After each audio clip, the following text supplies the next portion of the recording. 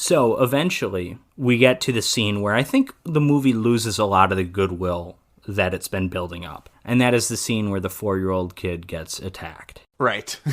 I think there's a fine line. First of all, the kid doesn't die. Right. Although it's almost more depressing because his mother does die. And there's a line like the journalist, or maybe it's Joan McCall, asks, "Wait, is the kid alive?" And Christopher George is like, "Well, a part of him is." And I'm like, holy shit, that's bleak. Yeah, I agree. This is a 4-year-old we're talking about. but I just think like they got to do the Jaws thing. That's the thing, is that technically Jaws is the second kill. The Kittner kid. Yeah, he's a kid and he gets killed.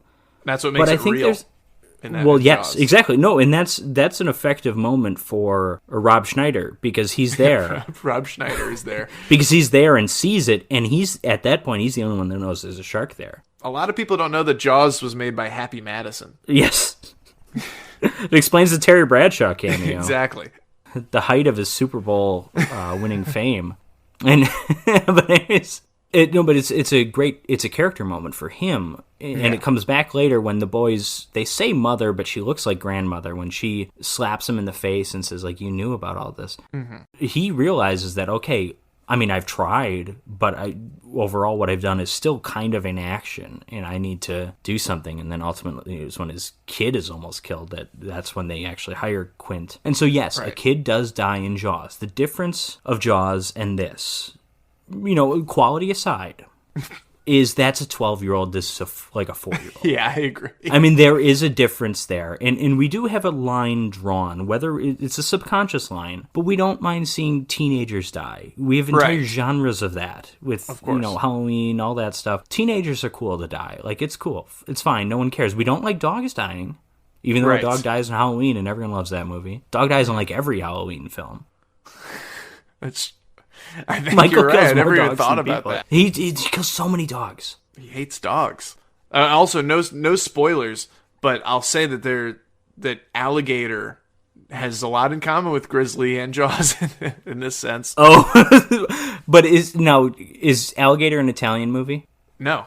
Okay, I was picturing it being one for... I mean, The Great Alligator is, but that one is not a great movie. That sucks. No, it's not. But I did confuse those two movies initially as well. Yeah, because I think The Great Alligator has been titled as Alligator or Alligators at times, Even though that's not an alligator in that movie, it's a crocodile. Right. Isn't it? But I think so. I believe it is. But Italian movie, they're like, we don't give a shit. We have 45 titles to every movie. We don't care. Exactly.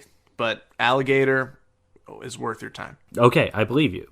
But anyways, in regards to when it's okay to kill a kid, like a child, right? We have this line drawn. Teenagers, it's okay. We don't like seeing pets, like cute animals, die. But there's a line when, like, every now and then it's okay to kill a kid. And it's okay if you're trying to pull off, like, a real dramatic moment in, like, a powerful... It doesn't even have to be a drama. But, like, Jaws. Jaws is a good example. Like, 12-year-old kid, it means a lot in that moment. It means even more later on, with this character. For the movie in general, it raises the stakes. Mm-hmm.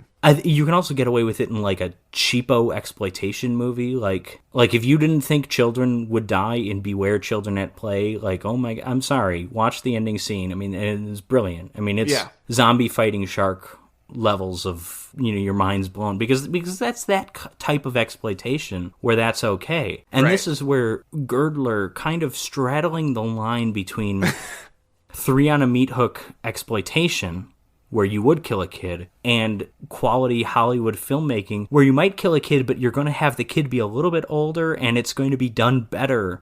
Yeah.